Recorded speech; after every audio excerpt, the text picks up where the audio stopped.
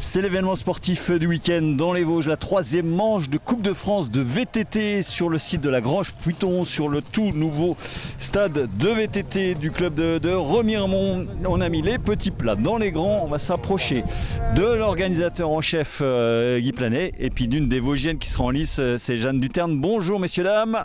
Bonjour, bonjour Vosges Télévision. Bonjour Guy.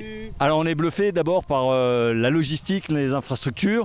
On a connu les manches de Coupe du Monde, ça s'en rapproche quand même. J'ose pas dire ça, mais je connais aussi les manches de Coupe du Monde. J'ose pas dire qu'on est proche d'une Coupe du Monde, mais déjà la Coupe de France, ça c'est sûr que c'est contrat rempli. Ce qui concerne l'organisation, qui concerne le parcours, toute cette logistique qu'il y a autour de nous. Et ça valide évidemment la pertinence d'avoir ce stade ici. Ça c'est évident, comme je l'ai souvent dit, cette Coupe de France, elle est là pourquoi ? Parce qu'il y a un stade de VTT. C'était évident, le stade de VTT des Vosges secrètes, on ne pouvait pas s'arrêter là. Il fallait qu'on rebondisse derrière et qu'on booste le stade de VTT. Et la seule solution, c'était de faire une Coupe de France. Notre communauté de communes, la ville de Remiremont, l'Office du tourisme, on est 4 à être co-signataires de cette convention avec la fédération et ça a matché. Une super équipe, 250 bénévoles. L'élite française, oui, on en a une grande partie. Jordan Sarrou, Koreski n'est pas là et Loana non plus, mais on le sait pourquoi.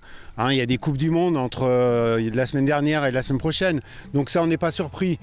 Moi j'ai envie de dire, j'aurais aimé qu'il soit là, mais en même temps ça donne la possibilité aux autres de pouvoir s'exprimer aussi, de montrer aussi leur potentiel et de monter aussi sur le podium. On va revenir vers vous sur l'aspect organisationnel dans un instant. On va se tourner tout de suite vers Jeanne Duterne, une Vosgienne de Sapois. Bonjour Jeanne. Bonjour. Alors on vous a suivi cet hiver, vous avez bien marché sur le cyclocross. Ce début de saison en VTT se passe bien aussi. J'imagine vous êtes ravis d'être ici ce week-end. Ouais, je suis ravie et super motivée pour continuer la saison. Là, j'ai fait un bon début de saison et j'aimerais ce week-end poursuivre cela et encore, pourquoi pas faire des meilleurs résultats. Et ce serait cool, surtout que d'être sur ces terres, sur mes terres, ça va me booster. Je connais bien le circuit. Alors vous avez 17 ans, vous êtes dans un team alsacien maintenant, mais effectivement vous connaissez par cœur tous ces parcours-là. On vous attend sur la boîte, c'est l'objectif j'imagine ? Ouais, bien sûr. L'objectif ce serait d'être sur la boîte et être sur la marche la plus haute, pourquoi pas. Chez les U19, chez les moins de 19, on va préciser. Ouais, et je sais que je me suis bien préparée, du coup je suis assez confiante. Alors en cyclocross, vous aimez la boue, là c'est sec sur le VTT, ça vous va, la météo vous va ? Ah ouais, moi tout me va, tout terrain, j'aime bien tout.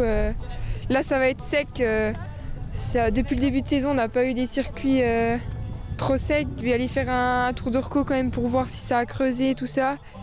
Et avec le Pôle France on vient d'arriver et on va faire l'arco, ça va être cool.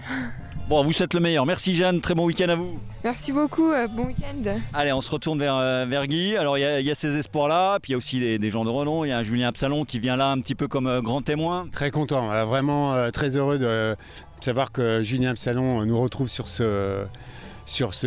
dans son territoire, ça c'était très important, donc je lui ai envoyé une invitation, il a répondu de suite. On est ravis, en plus il y aura Rémi Absalon aussi. Qui fera la compète en VTT-AE. Tout à fait, ouais.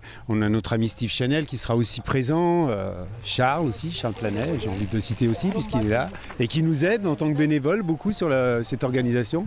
Donc moi je suis ravi, j'ai envie de dire, je suis un organisateur heureux, même si on y a laissé beaucoup d'énergie depuis un an et demi, mais là tout est en train de se mettre en place, c'est concentré.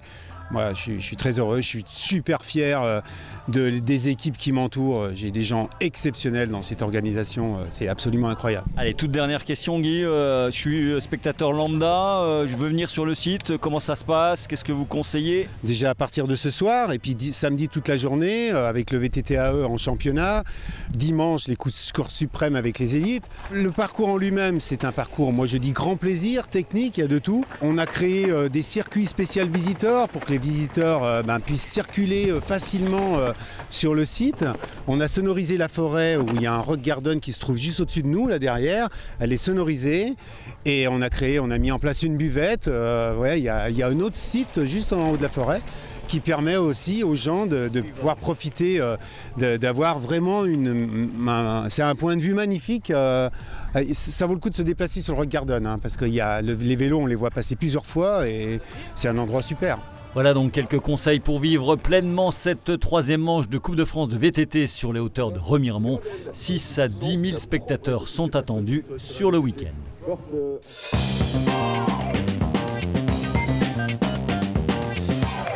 Dans le reste de l'actualité sportive, du football tout d'abord avec l'épilogue du championnat national 3, actuelle avant-dernière, mathématiquement reléguée. L'US Raon l'étape compte tout donner pour cette dernière à domicile et mieux se positionner en cas d'un éventuel repêchage. Mais les Raonais devront batailler face au Racing Besançon, deuxième et en course pour la montée. Coup d'envoi à 18h au stade Paul Gasser. Pour espérer renouveler directement son bail en N3, l'ES Taon, premier relégable à 1 point de la sortie de la zone rouge, devra son côté absolument l'emporter chez la réserve du FC Sochaux, autre candidat à l'accession. En National 2, enfin, le SAS bouclera sa saison avec un match sans enjeu à Beauvais. Autre grand rendez-vous cyclisme du week-end, le Grand Fondo Vosges, étape du circuit mondial des cyclosportives labellisé par l'UCI et qualificatif pour les championnats du monde en ce qui concerne les deux grands formats. La Grand Fondo, 175 km pour 2900 mètres de dénivelé et la Medio Fondo de 121 km pour 2200 mètres de montées et descentes. Autre option, la Rando de 67 km. Départ respectivement à 7h30, 7h45 et 8h devant la station La Bressonnec. Plus de 2000 coureurs sont attendus. En athlétisme, place ce week-end au second tour des interclubs. 2 semaines après le premier sur ces images à Épinal, une partie des formations vosgiennes de National 3, à savoir l'Athletic Club de la Haute-Meurthe et l'équipe 3 de l'AVEC, ont rendez-vous samedi au stade municipal de Béchamp à Remiremont. L'équipe 1 de l'Athlé Vosges jouera son avenir en N1A le lendemain à Reims, le S Taon en N2A à Sarreguemines, le COHM et l'équipe 2 de l'AVEC en N2B à Lunéville.